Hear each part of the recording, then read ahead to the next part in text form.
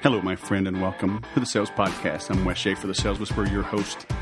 Today, we have the pitch queen, Michelle Weinstein.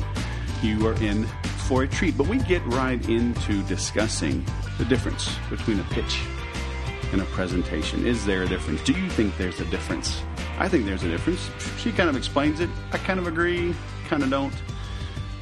So you're in for a treat because we need to understand what is our role in business? What is our role in sales? Are we supposed to be pitching? Are we supposed to be presenting? Are we supposed to be uncovering? I remember I had a job years ago in technology sales. I had 18 Western states, and we had a lot of turnover. It was a startup. They would hire people from big companies, and they weren't used to having to do everything, and they just didn't hire smart. But eventually, a few guys stuck. My 18 states, turned into 9, and then 3, and then back to 6, and, seesawed back and forth. But hired this VP or, regional manager. So there were 4 or 5 of us under him. I forget now, maybe 6. And he came out with me one time and he said, your problem is you're not making enough presentations. And I was with this company like 3 years. And by that time, we were up to about 33 salespeople. And I was one of 3 in the world that had made my quota the previous year. And I remember talking with him and I said, man, I haven't given a presentation in 18 months. And I'm one of only 3 that have made my quota. And so he left me alone after that. This was some new technology. It was actually old technology in a new form factor. And that's what got people. And so I stopped showing up with a full case to show every nuance of the product. I stopped showing up with a lot of literature. I stopped showing up with a big presentation. I showed up with a little object about the size of a VHS cassette. And that's what would sit on the desk of the users. So they had something to touch and tangibly feel. I would sometimes bring the actual device, the computer. It fit in a case, kind of like, I don't know, a little bigger than a flute, right? So I don't know, a clarinet maybe, like a case like that size. So I could get it through airports and whatnot. It was small, easy to carry around. So I could let them touch it, right? But I didn't start the presentation that way. I didn't start the meeting that way. As soon as you pass out literature, as soon as you pass out items people can touch, you've lost them. They're going to be reading the literature. They're going to be looking at the nuances of the item. Now, the device that sat on the desktop was just like this brushed aluminum, a couple USB ports, a power port. That wasn't life or death if I let that float around early because it was just so simple. There really wasn't anything to see. There was no power button. So that could get passed around quickly and you can get people's attention to come back to you. But I still very hesitatingly passed that around. Or I would do it later once I had their attention, once I had their interest, once I knew we had something there. But I would just ask a lot of questions. Because I knew where the product fit. I knew where it didn't fit. I knew where the conflicts were and where it was a home run. And so if I heard very few conflicts and mostly home runs, then I'd bust out the device. I'd pass it around. No presentation, no pitching. Right? I closed in the beginning to make sure the decision makers were in the room. I made a Facebook Live video about that actually just today. So it's as you're listening to this, go back to my Facebook feed, Friday, November 17th, 2017. I'll probably download that and embed it on the website as well. But I get into how you disqualify someone over the phone. That's what we're trying to do. We're not qualifying, we're disqualifying. And so that kept my presentations to a minimum, kept my pitches to a minimum. But, sometimes you do have to pitch. You have to have that elevator pitch. You do have to sell somebody sometimes on what it is you do and why they should choose you over everybody else. So understanding how to pitch, how to present, is something you need to have in your arsenal, okay? And that's why I've got Michelle on. But if you want ongoing, consistent, reliable help with a 1-year money-back guarantee, check out the Make Every Sale program. Made some changes to the pricing. It's more affordable. You can make monthly payments, no long-term contracts. You can enroll for a year and save a couple of months. But check that out. Come join us. Live interactive sessions each week, 41 pre-done videos, a workbook. I'm constantly adding to all of it as well in the private group. So come hang out with us and perfect your pitch at makeeverysale.com. Now let's bring on our guest. Michelle from San Diego, the Pitch Queen. Welcome to the Sales Podcast. How the heck are you? I'm awesome. When you said sales podcast, I was like, that's me. I'm your gal. That's it. That's why I had to have you on the show. So let's jump right into it. Were you on Shark Tank? I was. I did season 4. And how did you get on that? How did it go? Would you recommend other entrepreneurs do the same? Yes, it was probably the best experience of my life. I would say all entrepreneurs should definitely do the same, especially if you guys have a really amazing product-based business. Depending on what you're selling, I think Shark Tank is like going to the Olympics for entrepreneurs. So the amount of prep you do, the amount of questioning you get, the amount of practicing you do, the amount of practicing your pitch and getting it really tight. I mean, I think mine was about a minute or maybe a little over a minute. And, you're basically pitching to 5 very high-level investors that don't know anything about you.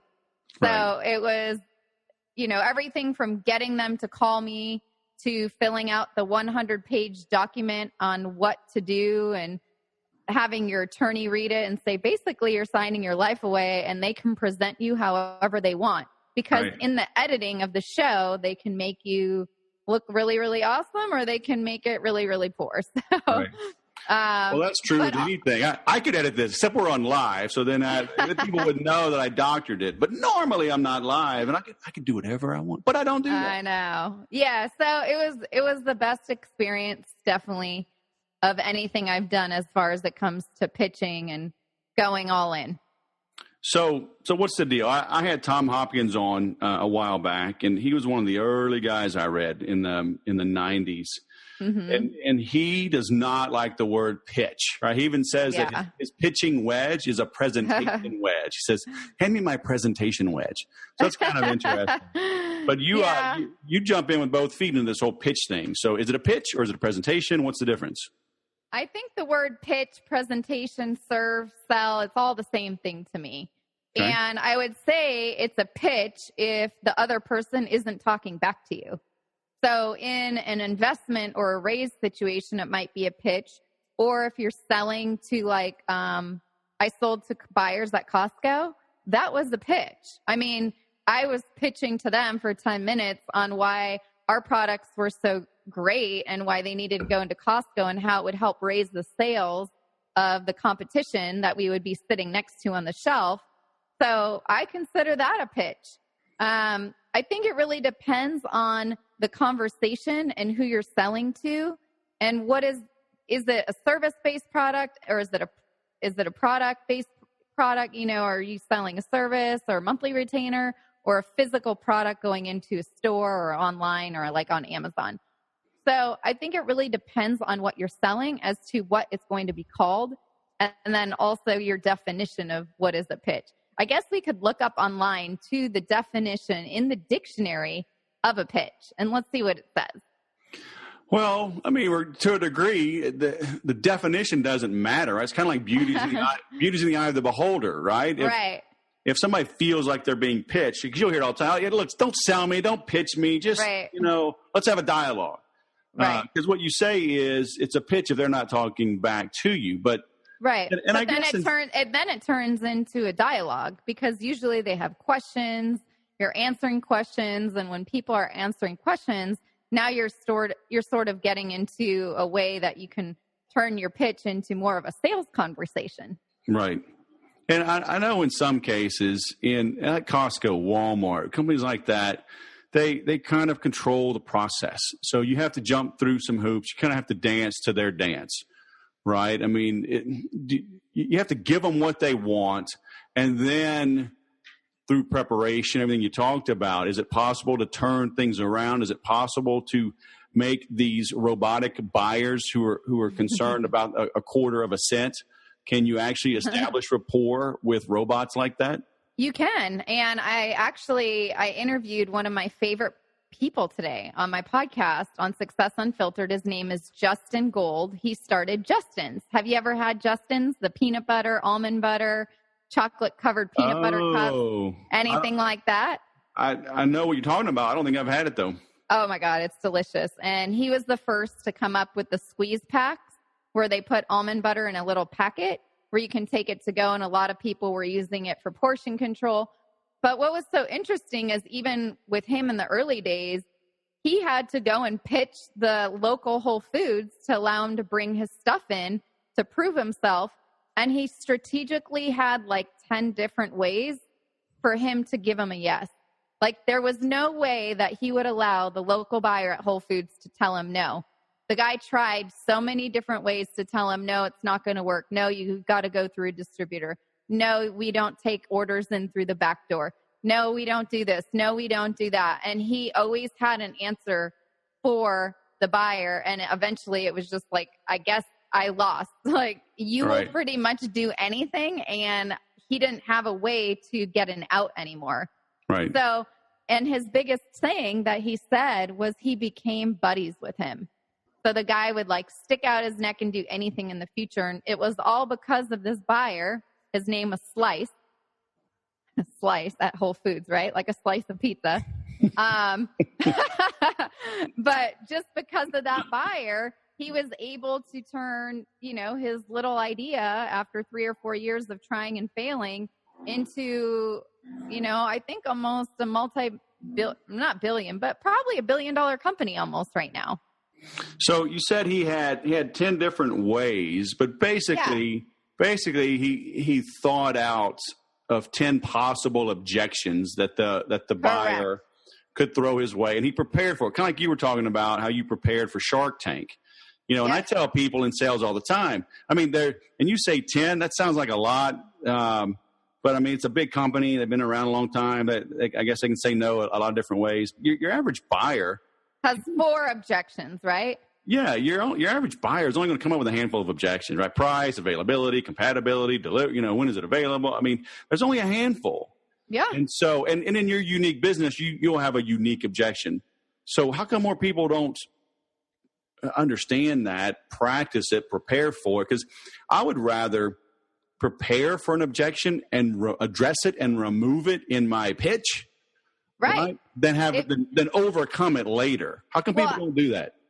I don't know why they don't do it, but my guess is they don't realize that they can address the objections in the pitch, the presentation, or your sales conversation, whatever that may be. Right? So now I really help a lot of people that sell products or mostly services between $3,000 and like $30,000. So I helped a CPA the other day sell a $10,000 tax plan. In the sales presentation, we addressed objections that the client might ask up front.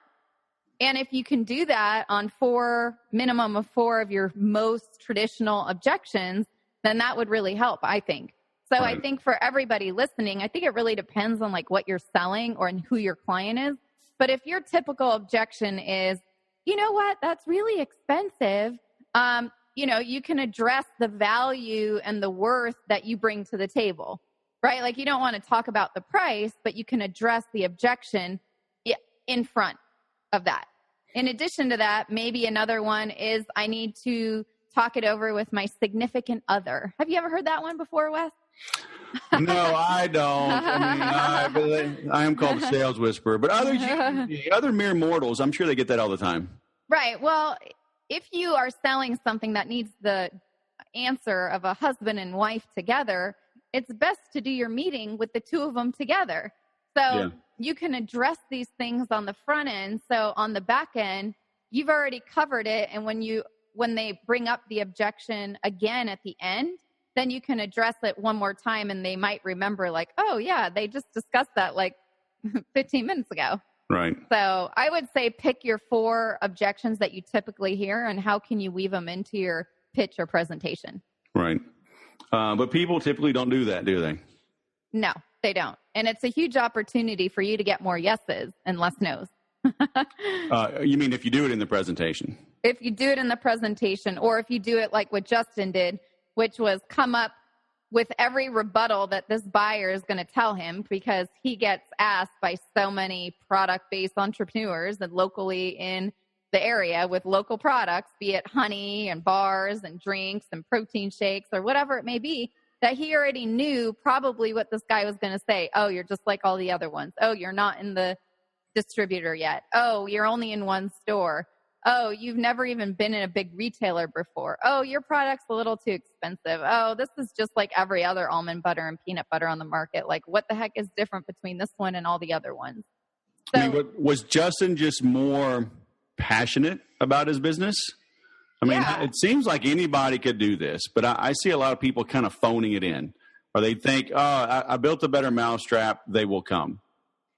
Well, I don't think it's building a bigger mousetrap. I think like with when Justin's took off, he was the first one to put an almond butter and a peanut butter inside a squeeze pack. So there wasn't anyone at the time. Now every single company does it, but most of the squeeze pack companies, they did not have nut butters in that, because all the co-packers or co-manufacturers, whatever you want to call them, the people that make a product for you that you outsource the manufacturing to, none of them would touch the nut butters because of the allergies. So due to the allergies that are in almond butter and peanut butter, no one wanted to do it. So he found this squeeze pack machine in like New Jersey. It was old. He borrowed $75,000 from one of his roommates. And then he was the first one to stick nut butters in a squeeze pack machine. And that was like the first to market. But prior to that, he was struggling. What was different between his jar of butters versus anyone else's? There was not that much. The uniqueness wasn't really there.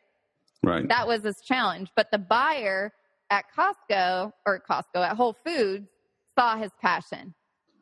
And he was working 2 jobs at the time. So he would like work 2 jobs, go to the Whole Foods, sample out his product, go back to work. Yeah, it's pretty impressive. But it's an interesting thing, though. Even though he built a better mousetrap, they didn't run to him. No. They still had objections. He still had to overcome that.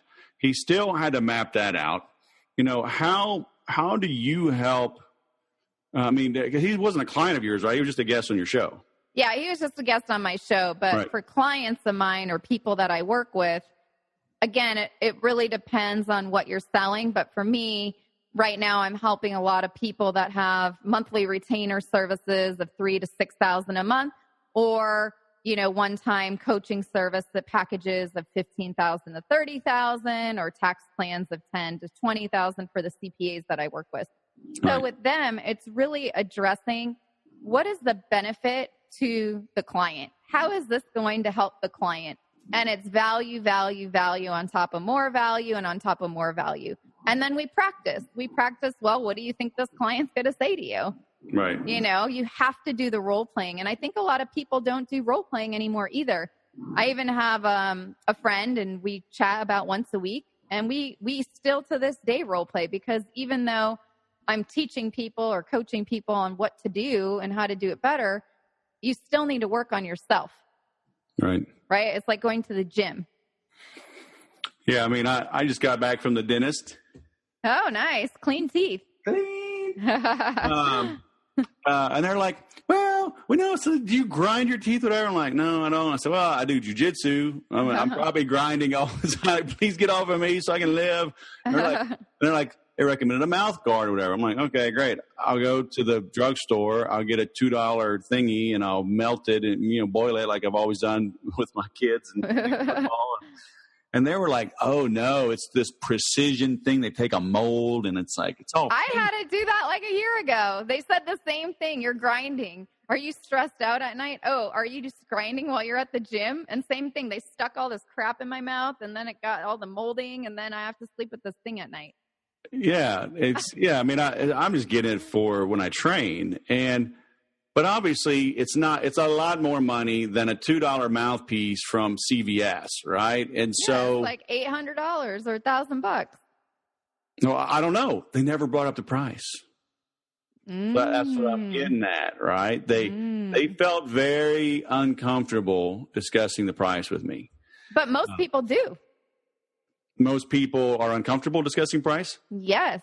Absolutely. Most people are so uncomfortable when it comes to saying what is, like if I were an all-star dentist and I knew that this mouth guard would save you from like 4 crowns in your future, I would tell you, you invest $1,000 right now in this little mouth guard and it's going to save you like 20 grand in teeth replacements in your future. I'd be like, okay, sign me up. They didn't bring it up. Right. So, I mean, how would you coach this dentist and his staff on that transition?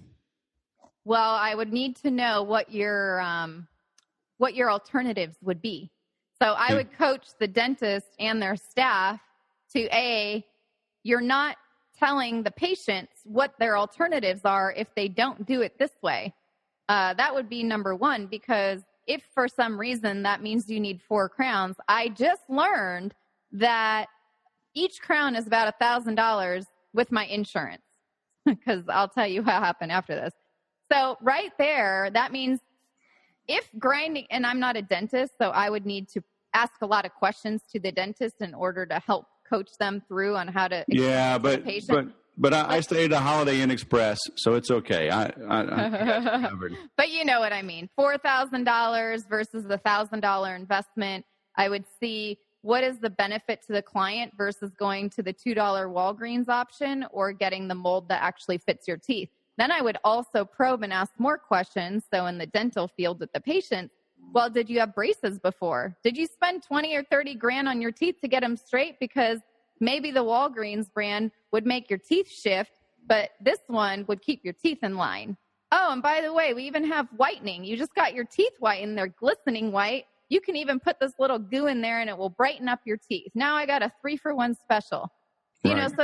So it's finding the value. It's finding the features and the benefits of what is the solution, and then figuring out if the client is a good prospect for your solution. If their problem isn't that big and you're like, you know what, I could care less about if my teeth move. I don't care if my teeth turn yellow. I don't, if all that's not important to you, then the $2 Walgreens option is going to be your best bet. So how does the owner get the staff to follow this process? Because the owner didn't, the dentist didn't do it, but even the staff. I mean, if the owner's not going to do it, the staff sure as heck aren't going to. Right? Yeah, so, I mean, how do you get the staff motivated and sticking to the script and following the process? It's all role playing. The staff is basically his sales team if he's going to rely on the staff. Now, if I were a dentist, I would coach the dentist, and he needs to have these conversations with his clients because this is a sales conversation. And one thing I have learned that if you train a staff that is not the business owner and they're not also trained sales professionals, you're going to get those types of results. So I would train the staff to actually steer these types of questions to the dentist, and the dentist needs to take a more solid role in the sales approach because this is his business. His staffs are dental hygienists, and they can quit and go to some other dentist at any time. They don't care if you buy this $1,000 mouth guard or a $2 one. It doesn't affect their paycheck unless he puts his staff on commissions or, again, a dental hygienist is not a salesperson. So I always say, let the employees do what they're best at. And then it depends on how big his practice is too. I mean, my dentist, for example, he is the sales guy. He does not leave it up to his staff. And I've clearly noticed that. And I think that's actually good because he's the credible one. I'm the buyer. I'm going to listen to the credible one. I'm not going to listen to the dental hygienist that barely speaks really a lot of English too. So I think it depends on your situation, and you need to know I'm also helping this gym, for example, okay? That's a very niche specific gym. And the owners were getting off track when it came to sales, like on the inquiries online, phone calls, following up with people. And sales is the backbone to your business, any business. And the only way to really grow your top line revenues is you've got to stay focused on the sales. And the second you deviate from it, or you think a Facebook ad's just going to convert for you just like that, or an Instagram live is just going to convert for you just like that, it's not. You're the one building the relationship with the clients. They're the ones coming to you for your expertise. They're the ones that are going to buy from you. And in this situation, they're trainers. So I'm going to buy from you. If I know that you're going to be the one training me, or I'm going to be coming to your groups. And, everything's shifted for them in the last couple of weeks when they focused all back on their sales again. Right. And the second you deviate off the path, that's what happens. So you're saying just some Facebook ads and Instagram, it's not going to just make my sales blow up?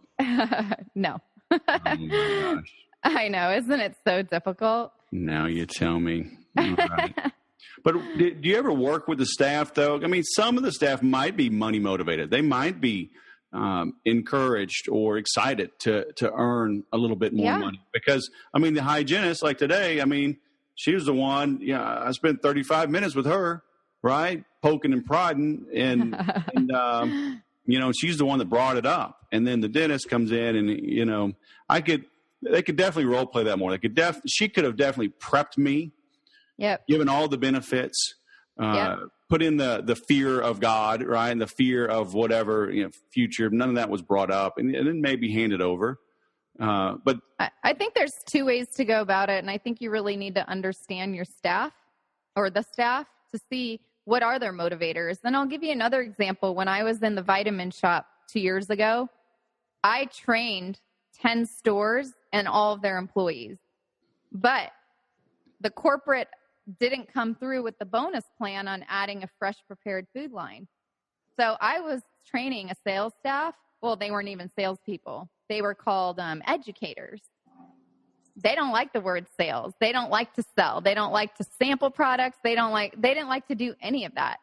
So I was literally pushing 100-pound ball like up a mountain. Maybe it was 1,000-pound ball because it didn't move very fast. It was extremely slow, and then it all fell on top of me. Right. So the structure of the company and the structure of the dental team or the structure of the employees, these people were not motivated by money. Right. They were motivated that they just had a job and they got a paycheck. They did not want to work any harder. I can tell you that. So if I'm a business owner, should I just fire all those people and go find salespeople?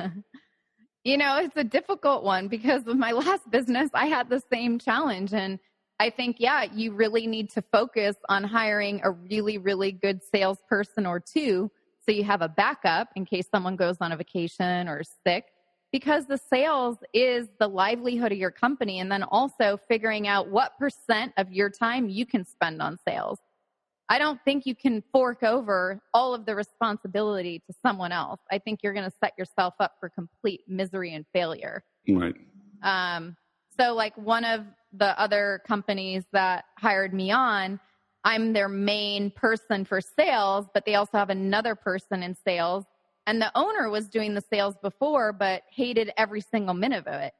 So if you're an owner and you actually hate selling and you rather just be the technician and work on your craft and do what you're really great at, then finding a partner or partners that can really help sell so you can execute on the delivery of the promise, then that's a really great partnership. But you need to be A, willing to pay really well, and B, maybe giving up a piece of your company if sales isn't your strength. Mm-hmm. Because that could be something really interesting for someone who that is their strength. Because without any sales, you don't have a company.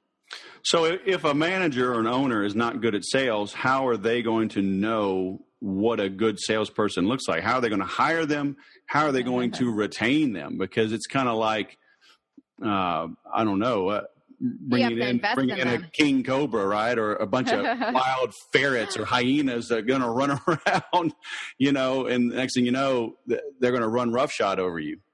Yeah, I think there's a couple ways. There's this guy, Wes, that I know. Wes, Schaefer. I think he can help place those people. But there's a lot of places that you can go and find headhunters and find salespeople. But here's the thing. You need to train them for your product or service. So, if you're selling a high ticket offer, send them through a high ticket offer sales training or get them a one-on-one coach, because the results at the end of the day are going to benefit you. I actually went to this Ken Blanchard thing this morning. It was very, very interesting. And they were saying that if 70% of the people of the companies that actually invest in their human capital, they got results of companies that were like the Fortune 500. It was some stat like that. Don't quote me exactly, but it was pretty mind-blowing. And when you can invest in your people at a high level, then you can ask your clients and your customers to invest in you at a higher price too. Right. So your sales will probably also increase. But I think a lot of times if you're a business owner or whatever, and you just started and you don't know what a good salesperson is, you might have to go through 1 or 2 or 3 to see what really works. But ultimately, you do need to be able to sell your own services or products. And if you started a company and you're an entrepreneur, guess what? You signed up for a 24/7 sales job. So yeah. I'm here to remind all of you of that. Right. Well, it's like the old adage, the guy says, well, what happens if I pay for all this training and I train my people really well and they leave? And that's correct. And it's like, what happens if you don't train them and they stay? Yeah, and you have to do the risk and reward. But I think when you're starting up a company, if you're raising money, you need to be properly funded and capitalized really well so you can afford to invest in the people, so you can take that risk, right? Starting a company is a risk. Raising money is a risk. So you're taking a risk on your staff too. And if you can make it so they don't have to go look for another job, or if a headhunter does call them, that they believe and love your product so much and they're making the money that they wanted, and you know what their goals are and you know why they're there and you know what they're passionate about, then it's a win-win for everyone. They're not going to want to leave. I would say most people leave because they're undervalued, underappreciated, or not paid enough. Right. Those are the only 3 reasons people ever left me. Right. People left you? What? Yeah, they did. What? In my last company, yeah. But I was underfunded and undercapitalized, so I didn't have enough money to pay people really what they were worth. So that was the problem. All right. And I had a product with really, really slim margins. So. Oh, no. Yeah, it's difficult. Yeah, I hear you. Well, fantastic. So you are the Pitch Queen, thepitchqueen.com. Where else should we send folks? Do you have like a free report or something? Should they just opt in? I mean, you've got to work with me. You've got your podcast. I have one. I mean, if you think that a lot of people have a hard time with naming their price and their value and their worth, I've got a really good one. So I'm going to send you the link and you can share it with everybody. Okay. But I will tell it to you real quick because I think this one will resonate with a lot of people. And I believe that if you can share people exactly what you're worth, what's your value, more people are actually going to say yes to you. I can't tell you how many people I keep coming across and they underprice themselves. And it's just like, at that point, I wouldn't even buy anything because I'd be like, this is a joke. And, Justin and I talked about that today, actually, about how his nut butters were at the top of the prices, based on other nut butters out there.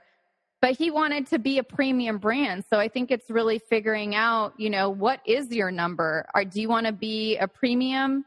Or do you want to be like the cheapies? Do you want to be Walmart? Who do you want to be and what do you want to be? So, what's your number? Why is saying it so hard? So that's one I can send you that I think will really help people in addressing what is your worth and what is your value, and knowing your value and naming your price with confidence and believing in yourself and believing in what you're selling in. Because once you can do that, then everything else is just so much easier. And when you undercharge for your services, you're underestimating your value and you're shortchanging yourself.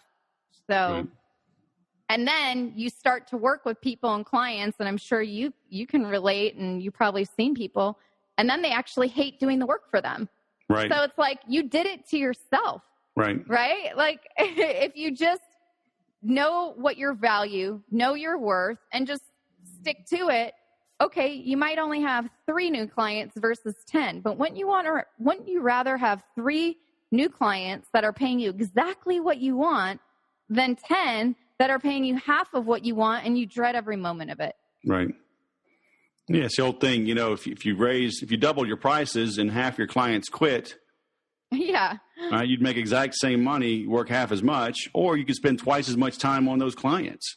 Right. And they'd be super happy, tell everybody about you. Then you could double your prices again because all these people will be so ecstatic with what you just did for them. So people don't do it. I totally agree. So I think this might be a really helpful guide to walk you through, spend 10, 15 minutes on this, but it might open up something for you that makes you not dread that next client, because I know a lot of people have felt that way, and I would hate for you to keep going that way, because when you actually charge what you're worth and you are proud of it, you're going to love every minute of the work you do, and you're going to be able to pass it on to your clients more too, and they'll be able to notice it. Right. For sure. Right. And, you guys can find me on my podcast too. So you've got that link, and I'll put it in the email to you. Okay.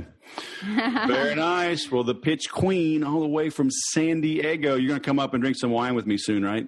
Yes, I would love to. All right. We may have to do like an Instagram Live, Facebook Live, from the wineries. All right. That sounds like a plan. Cool. Thanks for coming on the show. I will link to everything. Michelle, the Pitch Queen Weinstein, thanks for coming on. The Sales Podcast has been awesome. Thank you, Wes, for having me. Love the Sales Podcast.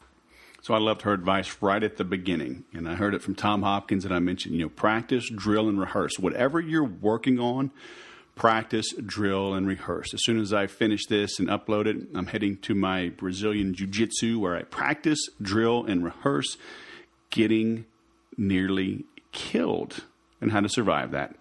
But it just does take time. Like anything, after 10 months now, I'm starting to kind of see some hope, starting to see some improvement, starting to beat some people, starting to live a little longer before I die, even with the higher belts. But it's taken a lot of time. And sometimes you don't see progress. It's below the surface. I forget those kind of bamboo. There's certain bamboo in, I think, China or Vietnam, somewhere over there, Southeast Asia, that doesn't grow for 6 years. I'll have to go look it up. But then it's within a week it grows 90 feet or something ridiculous.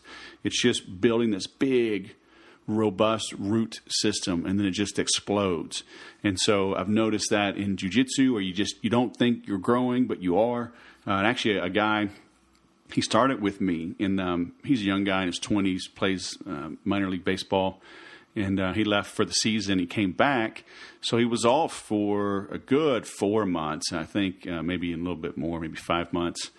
And he and I were exactly even, when he left, and now I'm beating him. And so I see, okay, I did make some progress, but when you're competing against the same people every day, they're getting better every day as well. So you may not see it. So don't be too hard on yourself. As long as you're doing the right things the right way with the right people, you are growing, you are getting better. So, but you have to stay at it, right? Practice, drill, and rehearse. Practice, drill, and rehearse. These things need to flow off your tongue, right? How you engage, how you open, how you handle objections, how you handle questions, how you handle disruptions and when things go wrong. Only by practice, drilling, and rehearsing is that going to go seamlessly, flawlessly. She talked about role playing, and it's tough. It's awkward. I hated it when I was a salesperson, but I realized that I hated it because I was forced to role play in unrealistic, non-authentic ways. In the Make Every Sale program, I take what you give me. I meet you where you are. We do live calls. If you ask questions and you're really willing to engage, I'll help you. And after 20 plus years, I'm now going into my 21st year of selling full-time. 22nd, going back to the beginning. I was still in the Air Force, growing a little side business. But I've sold internationally. I've sold to the large enterprises like Dell, Google, Apple.